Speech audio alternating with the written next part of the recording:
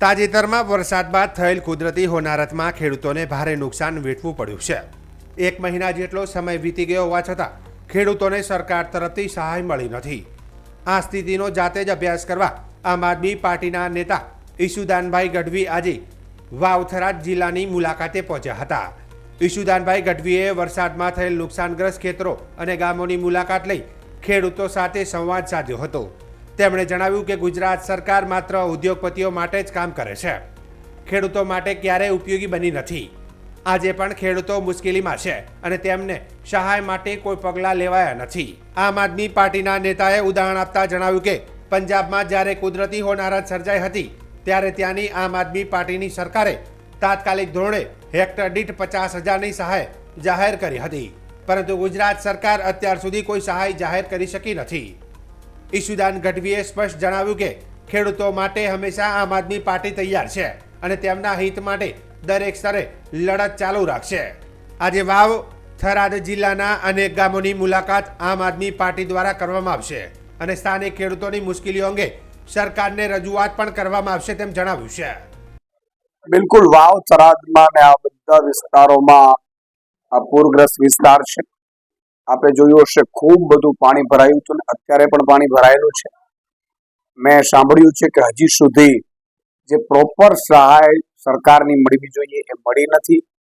અમારા આગેવાનો અહીંયા પધાર્યા હતા, પરંતુ આ ઉદ્યોગપતિની સરકાર જે હંમેશા ગરીબો, વંચિતો, શોષિતો કે ખેડૂતોને માત્ર મતદાન માટે જ યાદ કરે છે અને લૂંટવાનું હોય ત્યારે યાદ કરે છે, બાકી આપવાનું હોય ત્યારે યાદ નથી કરતી।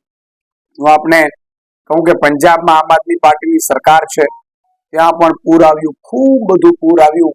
પંજાબ સરકારે તુરંત 3 નિર્ણયો લીધા કે હેક્ટરે 50,000 રૂપિયો સહાય 30 દિવસની અંદર 2 દિવસ પહેલા જમા કરી દીધી ખેડૂતોના ખાતામાં, એટલે કે એકરે 20,000 રૂપિયો થાય।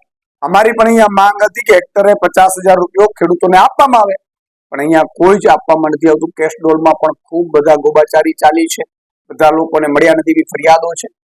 એટલે આજે હું આ બધા વિસ્તારોની મુલાકાત લેવાનો છું અને સરકાર પાસે અમારી જે માંગ છે કે પંજાબે જે કામ કર્યું, પંજાબ સરકારે, આમ આદમી પાર્ટીની સરકારે ખેડૂતો માટે, ખેડૂતની સરકાર છે, ઉદ્યોગપતિની સરકાર છે, કહેવાતી નહીં થાય। તમે ઉદ્યોગોને શું આપો છો, ખેડૂતોને શું આપો છો, એના ઉપરથી નક્કી થાય કે કોની સરકાર છે। એટલે આમ આદમી પાર્ટીએ જ્યાં રેતી તણાઈને આવી હતી ખેડૂતોના ખેતરમાં, તો એ રેતી ખેડૂતોને જ ઉભા પાક ઉપર જે ફરી વળી હતી તો ખેડૂતો વેચી શકે એ માટેની પરવાનગી આપવામાં આવી, તુરંત જ સહાય જાહેર કરી દેવામાં આવી, તુરંત જ ખેડૂતોની લોન ધિરાણ છે એને વ્યાજ માફી કરી દેવામાં આવી। જ્યારે ગુજરાતમાં જ્યારે પૂર આવે છે, પેકેજો જાહેર થાય, પછી પેકેજો ક્યાં લઈ જાય કોઈ ખબર નથી પડતી। એટલે આ મામલે આજે અમે મુલાકાત લેવાના છીએ અને હું સરકાર પાસે માંગણી પણ કરીશ કે હેક્ટરે 50,000 રૂપિયો પંજાબ સરકાર આપી શકતી હોય તો ગુજરાત કેમ આપશે।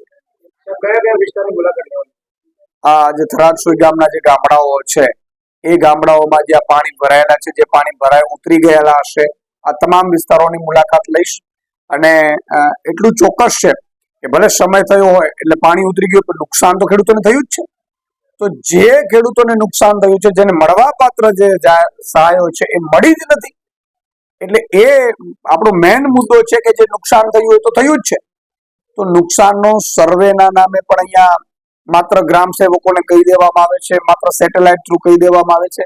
આવી રીતે ક્યારે સર્વે ન થાય। ભાજપના નેતાઓને સરકાર ચલાવતા જ એક તો નથી આવડતી, એને માત્ર ને માત્ર બૂચ મારવા સિવાય અથવા તો કઈ રીતે લૂંટવું એના સિવાય ભાજપના નેતાઓને કઈ આવડતું નથી।